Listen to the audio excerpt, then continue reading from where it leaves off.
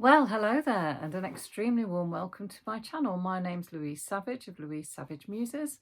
An extremely warm welcome back if you are a returning viewer, and an equally warm welcome if you are viewing my musings, wafflings, ramblings, whatever you want to call them, for the very first time.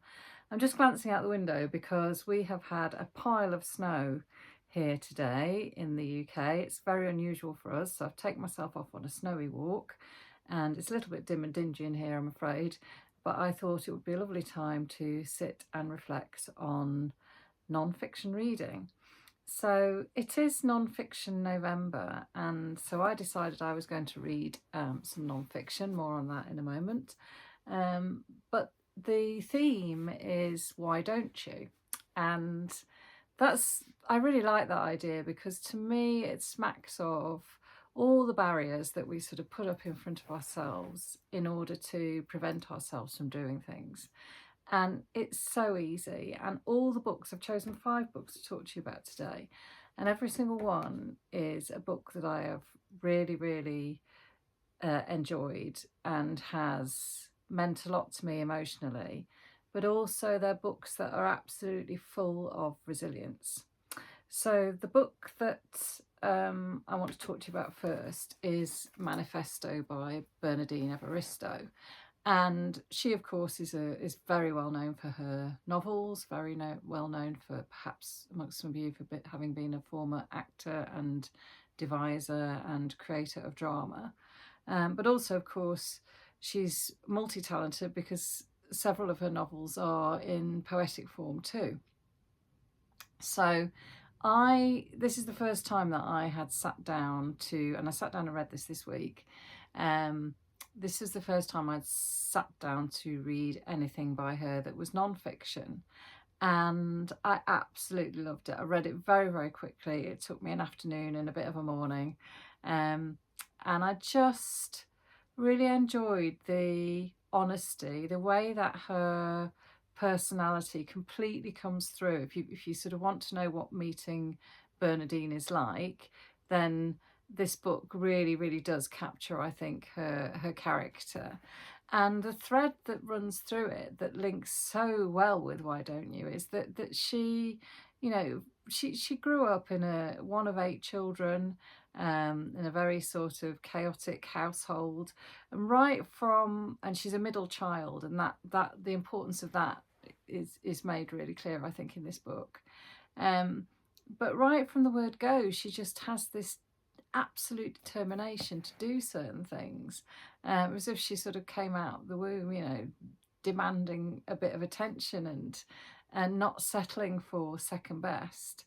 That aside, her life, she worked so hard to get to the point where she won the Booker Prize a few years ago. And the book really charts, I know I'm going to keep saying novel by accident because I'm always talking about novels, but the book really charts that the effort that she made and how hard she worked at her art and how isolating being a creative person can be. She also talks an awful lot about her sexuality, about her relationships, about friendship, and then towards the end of the book you get a real insight into her as a creator and her lust for travel. So I just found this really inspiring, and it's one of those things that I've had this book on my shelf for ages, and I'd sort of put off reading it because I'm such a fan of her writing and of her, that I was worried that, I don't know, it might not work for me. But I really thoroughly enjoyed it. And the reason it's called Manifesto is because she feels very strongly that we all have a manifesto within us, and we should all be sort of striving and uncompromising in terms of achieving those things that we feel maybe we're put on this earth to do. So yeah, fabulous book. And then I wanted to mention this book. Now, the 4 books that I've got on my knee here are all books that I've read before, not read recently. But books that I felt, if you are, I know it's, you know, we're middle of November now, but it, you know, if you're looking for some inspiration for some non-fiction reads, these are some books that I feel might do that for you. Now, this is Brother Do You Love Me by Manni and Reuben Coe. And I fell in love with this book, and I fell in love with these two brothers when I read it last year or whenever it was. And it's the story of Reuben Coe has Down syndrome. He's in his 40s. It's COVID, and he's just been moved into some assisted housing. But it's really not working for him in Dorset in the UK. And his brother, who lives in Spain, is over in a small house that I think belongs to the family, if I remember rightly, not far from where Reuben is living. And he keeps going and looking at, he's not allowed to go in and visit his brother, but he can see him in the window, and he knows that he's desperately unhappy. And he kind of breaks Reuben out from his place of residence, and they spend, he sort of postpones going back to Spain, and they spend time together in Dorset. And it's really exploring the impact of the social care crisis that we have in this country, and the idea that, you know, Reuben is such a joyous, wonderful human being. He's really creative. He loves to perform. He's an actor. He draws. He has some fantastic sort of sources of obsession, such as the Narnia stories. So the book is sort of scattered with Reuben's illustrations, and there'll be the Law of Sod that I can't find one quickly, which of course I can't. And it's just a wonderful exploration. There we go. Again, of resilience, of determination, of not settling for second best, of the dilemma of how you look after somebody that you really love. When you want them to have independence, you want them to be able to navigate the world, but there are certain obstacles in their way, and I really admire Emmanuel Coe's unashamed, absolute joy in his relationship with his brother, and the way that he talks about love in quite a, sometimes quite a sentimental way, but I think it really tugs at the heartstrings, and the message behind this story, true story, is really powerful. I follow these two on Instagram, and it's an absolute joy. I really love watching them. It's brilliant. So next up is a book called Beautiful Scars by Tom Wilson. And Tom Wilson is a member of a band called Blackie and the Rodeo Kings. It's a Canadian sort of rock roots band who I have been besotted with for many a year. And Tom Wilson is a character, a man who absolutely fascinates me. He writes the most incredible songs. His musicianship is phenomenal. And he's also an incredible artist. Again, somebody who I follow on Instagram. I just love seeing his latest artworks. And he's somebody who, again, you know, came from a very sort of tricky background. He grew up in Canada, in Hamilton, surrounded by people who were really, you know, struggling to get by and struggling in life. And he grew up with his parents who actually weren't his parents. So there's a whole sort of story in here about identity, about him discovering eventually that actually he's Mohawk, and his sort of campaigning and his feelings about the attitude towards Indigenous people in North America. And a lot of his art is inspired by his views on that.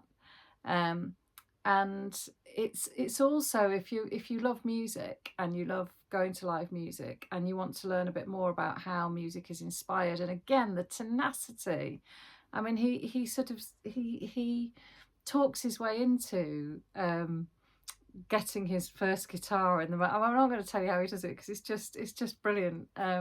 When he's really young, he's just a young teenager, and he goes out and gets this guitar. He fakes his identity in order to do it.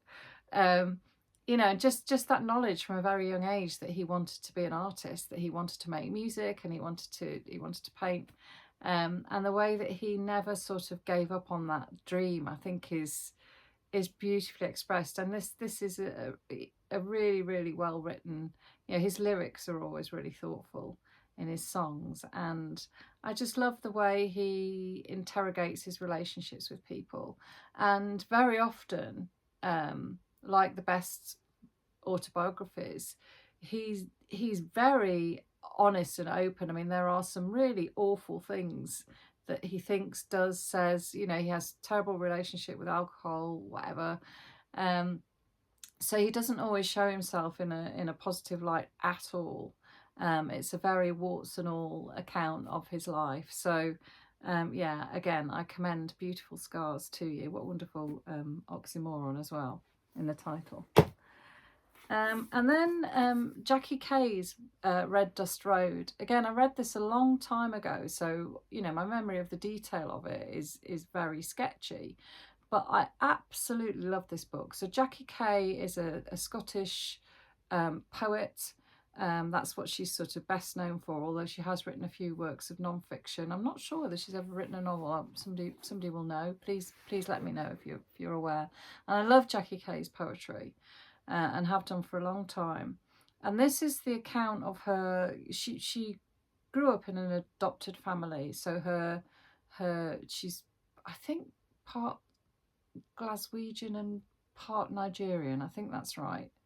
And she, you know, she certainly grew up with a sort of Scots accent, but also as a mixed race child in Scotland, which I think, you know, she writes about the challenges of that in here. So it's basically an account of her meeting her father for the first time in Nigeria. So she flies out there to meet him, and the first chapter, I'll never forget it. She encounters this, you know, quite aged man for the first time, and he is really extraordinary. It's really kind of, her account of meeting him is really discombobulating. And then all the way through the book, she's looking at how that relationship does or doesn't develop, and also going back in time and exploring the impacts of being adopted on her as a young person and then through her later life. And I suppose the other fascination of this book is that she, at the time, her partner was Caroline Duffy, who was poet laureate over here in the UK for however long he can be poet laureate for, a while ago. And again, Caroline Duffy's poetry I've studied and taught indeed. So you've also got, you know, her sort of interactions with Caroline running through the book as well, and that's really interesting.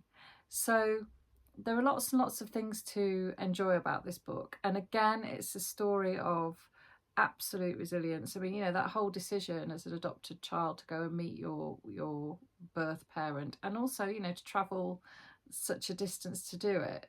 I think, yeah, that's a hard thing to do, and also to confront the impacts that being adopted has had on you as well. So I loved this book when I read it. In fact, I kind of feel like I probably won't reread it, but I might listen to it on audiobook. I hope she reads it, I don't know. And then this, probably bizarrely, it's an astronaut's guide to life on Earth by Chris Hadfield. And anybody who's watched my channel for any length of time will have seen me and heard me wang on about this book many a time. I think this is my favourite ever work of non-fiction, because it came to me as such a surprise. Chris Hadfield is the astronaut who was famous for playing the guitar when he was up on the space station many years ago now. I can't even remember what the song was that he played. But he is a Canadian. There's a Canadian connection there with Tom Wilson. He's a Canadian astronaut, or at least an astronaut from Canada, because Canada doesn't have a space program, or at least it certainly didn't when he was a child. So from I think about the age of 9 years old, Chris Hadfield decided that he wanted to become an astronaut, and the chances of that happening were impossible. Canada didn't have a space program. He was growing up on a rural farm. There were no connections with anybody in a career of science or anything like that in his family background. And it happened, you know. Why don't you? It absolutely happened to Chris Hadfield because he was determined that that's what he wanted to be. So he trained as a military pilot, I think, if I remember rightly. And this book is just stunning. I found it breathtaking. In fact, there's a connection really with Samantha Harvey's Orbital that just won the Booker Prize, because he starts off with a description of Earth from space, and the way he describes it, it wouldn't be out of place in Samantha Harvey's book. It's so poetic and so beautifully written. And I was thinking, crikey, this man, he's got the talents to get to space, he can play a guitar, and he can write. And this book is by turns poetic, it's funny, it's dramatic, it's really, really informative. You learn, and you know, I felt like I will never go to space, but I feel like I've been there through this book. He has shared, he's done what all, I think, good non-fiction writers should do. He has shared his experience of going to space with us, and I really, really thank him for that. I mean, there are moments in this that just made me absolutely cry with laughter, but equally, you know, there are some very scary moments when things go wrong, and I just think he's an enthusiast, he's an educator, the perfect person to write about space. So there we go. So that is my 5 non-fiction loving recommendations to you lovely people. And likewise, if you have recommendations for me, I might fit one more non-fiction read in before the end of the month, I'm guessing. So please on the comments below, give me some suggestions to get my teeth stuck into. And yeah, and I hope you're having a good reading month, and look forward to speaking to you all again very soon. Take care. Bye.